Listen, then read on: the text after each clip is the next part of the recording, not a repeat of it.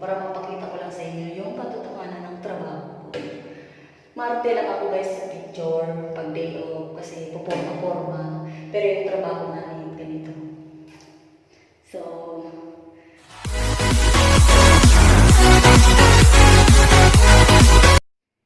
hi guys! Welcome to my channel.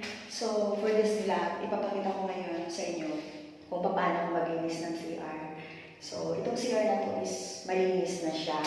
So, sa trabaho kasi namin, minsan, yung mga madam namin, kahit malinis na, kailangan ko lang talaga siyang linisan. So, ngayon, ipapakita ko sa inyo kung paano ko linisan yung isang CR na malinis na. So, sponge. Tapos, ito, towel. Futa to sa Arabic. Ito yung gamitin natin pag-dry. So, sabon. Sa ibang ano naman, kahit anong sabon, gusto nila sabon lang yung gamitin mo. Para mas simple, mas madali. Ngayon, nalagay natin dito sa balde. Yan. So, sponge na tayo.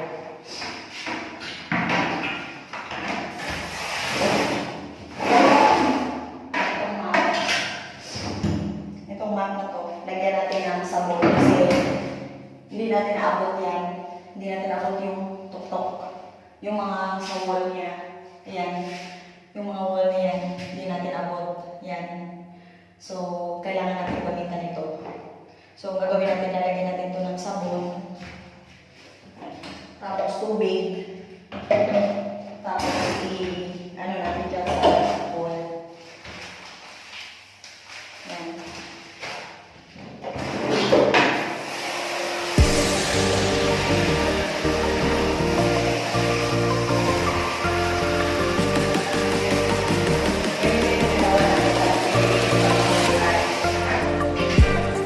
Diskarte lang mo ito sa maayos yung pag-ayos. Hindi lang ako ngayon ito. Pinag-ayos ko ito. So, ito may sabon.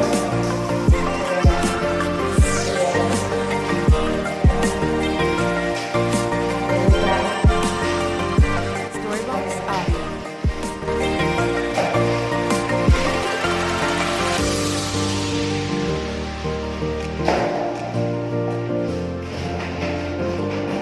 Tanggalin natin yung chinelas natin.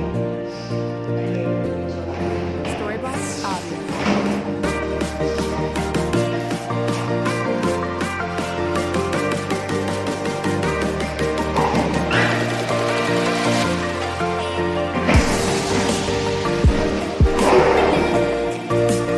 Storybox audio.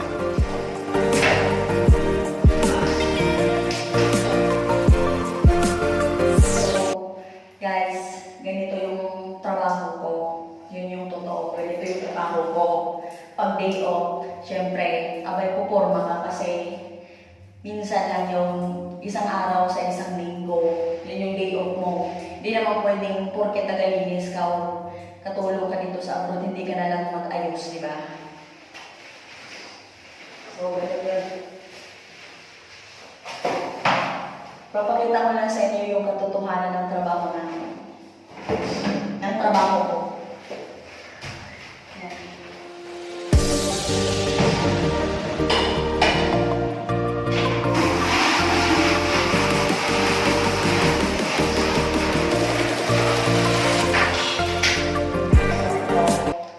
Dito natin.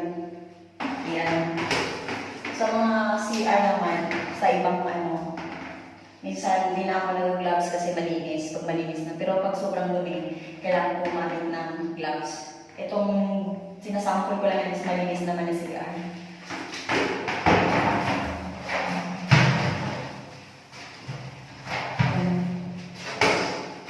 Kailangan pamulain natin.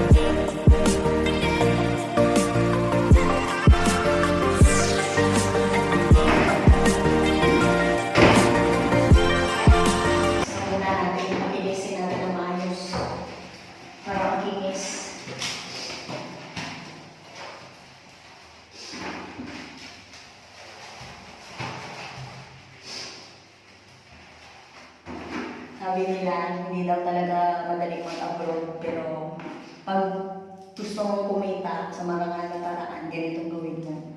Ilab mo na yung trabaho para magtagal ka. Mahirap talaga. Abot.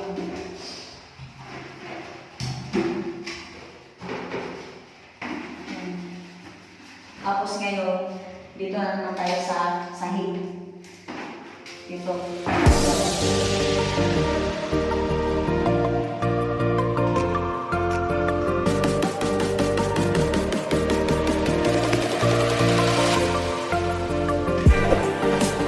Storybox Audio.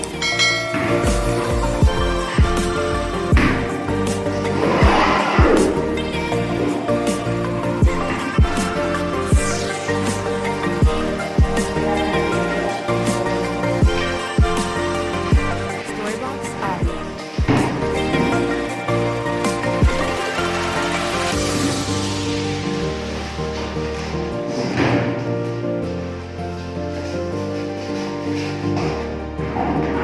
Ganito dapat ang gawin. Storybox Audio.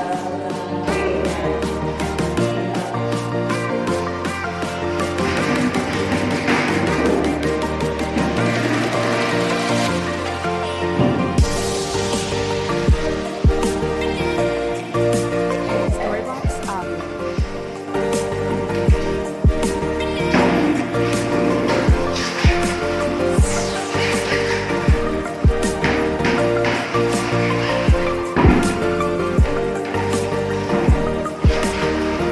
Storybox Audio. Ako guys, mahal ko yung trabaho ko kasi dito ako kumikita. Kasi naman wala, di ba? Pinapakita ko lang sa inyo yung totoo na ganito yung trabaho namin dito. Ako masaya ako kasi mabait naman yung mga pinupuntahan kong bahay na nilinisan ko. Simple lang akong tao pero pag di ako natural naman talaga puporma ako, di ba? Baka sabihin kasi ng iba, meron din na naman nagsasabing maarte ako. Maarte, natural naman talaga yun. Pero ito yung katotohanan ng trabaho namin. Ito yung sa ano lang to, sa paglilinis ng CR. Gusto ko nga ipakita sa inyo yung linisan ko bahay pero bawal kasi yun eh, hindi pwede. So, ito lang muna mga konting ginagawa ko na related doon sa ginagawa ko sa trabaho ko talaga.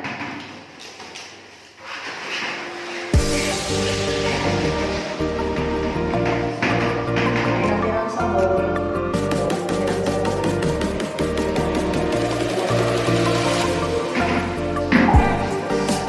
Storybox Audio.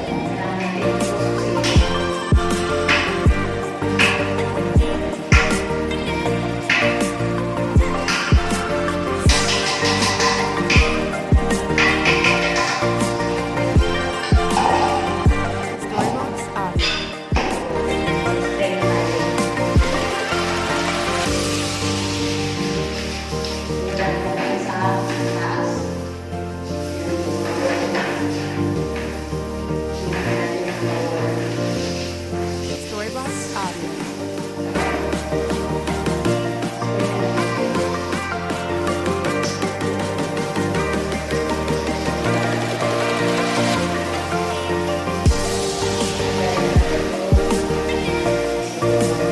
Storybox Audio.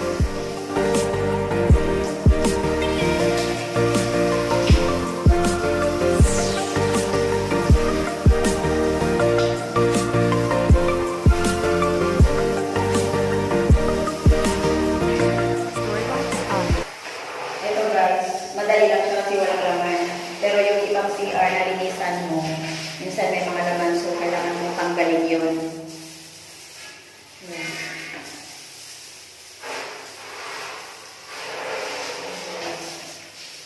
Yan. Malinis na. Yan yung mga bula-bula.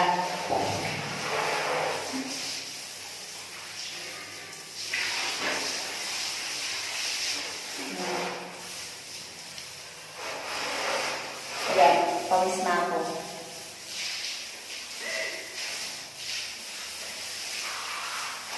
Sarap maligo.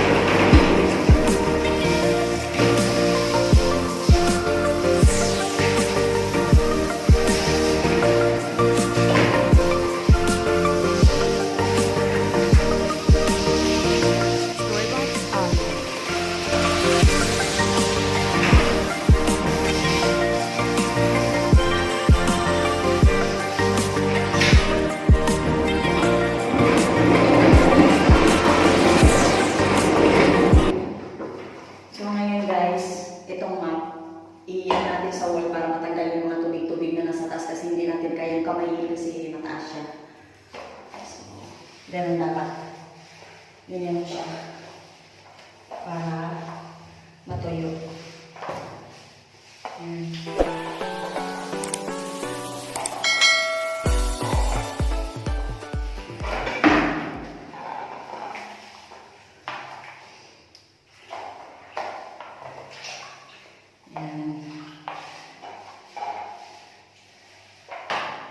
Ayan.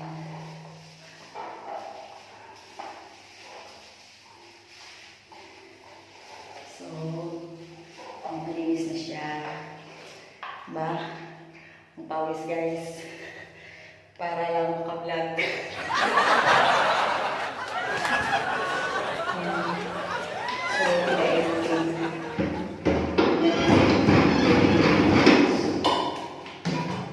Tapos, harga.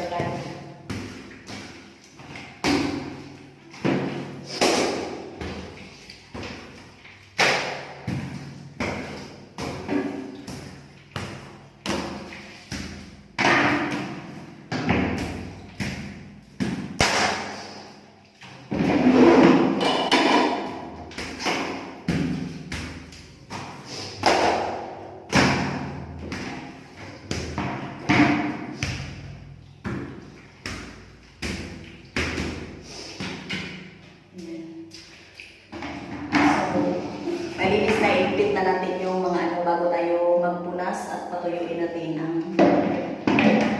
wall. Okay?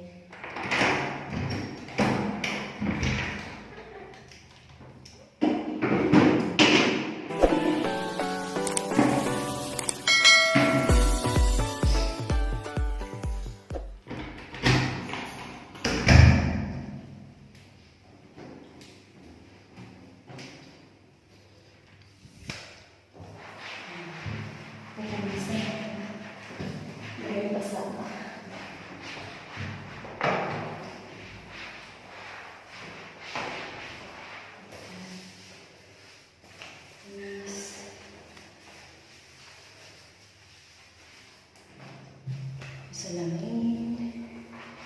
Nasan. So, ayan. Actually,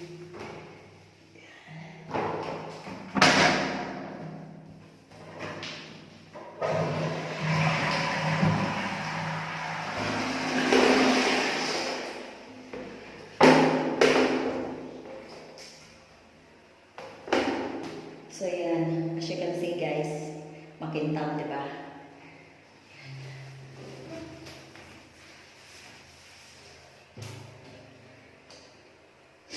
So, itong salamin, ayan.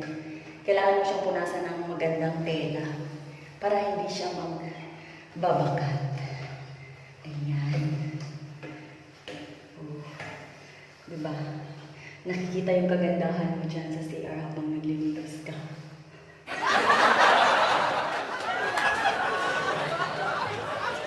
So, ganito yung trabaho namin. Ayan. Patuyuin mo siya. So, ayan. Okay.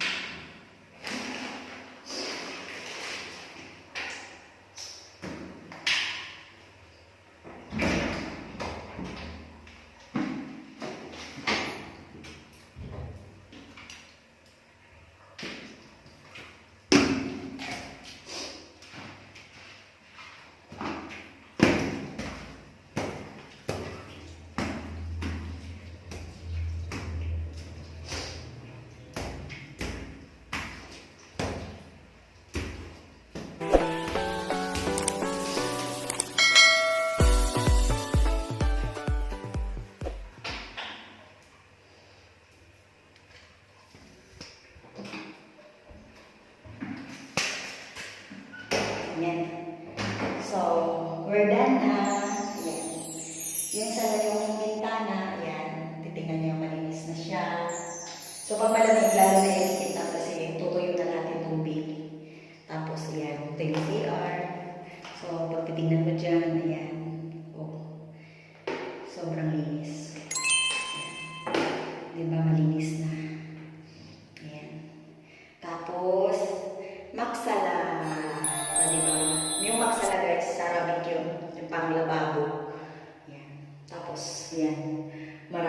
maraya din sa kanila eh. So, mirror.